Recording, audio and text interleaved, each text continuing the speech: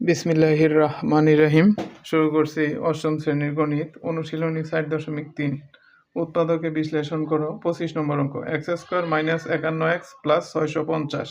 তাহলে আমাদের middle term করতে হবে। মিডিল টার্ম নিয়ম কি? যাতে গুণ করলে হয় 650x² এবং যোগ কিংবা বিয়োগ করলে যাতে হয় -51x।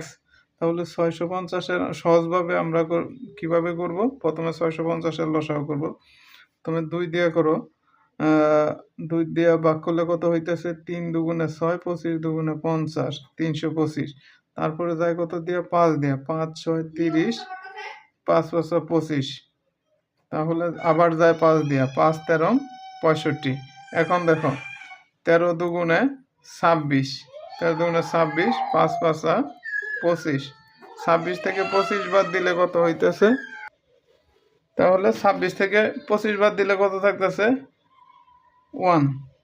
হ্যাঁ, আর যদি এই 26-এর সামনে মাইনাস, 25-এর সামনে মাইনাস, তাহলে যদি আমরা যোগ করি তাহলে মাইনাস 5 6 11 1 রইল, 5 6 11 1 রইল 1 2 2 4 আর 1 5 51। যোগ করলে -51 আর গুণ করলে কত হইতেছে? প্লাস মাইনাস মাইনাসে plus 650 equal to x² - 26x - 25x plus 650 equal to x common নিলে কি থাকতেছে? x - 26 -25 যদি আমরা কমন নেই থাকতেছে x প্লাসে মাইনাসে -26। 25 দ্বারা যদি 650-এ ভাগ করি তাহলে কত হইতেছে? 26। এই দুইটায় একটা কমন, x - 26 আর থাকতেছে x - 25। এটাই আনসার। এটা রাফগুলা কাইটা দিবা। তারপর 26 নাম্বার a² + 7ab + 12b²।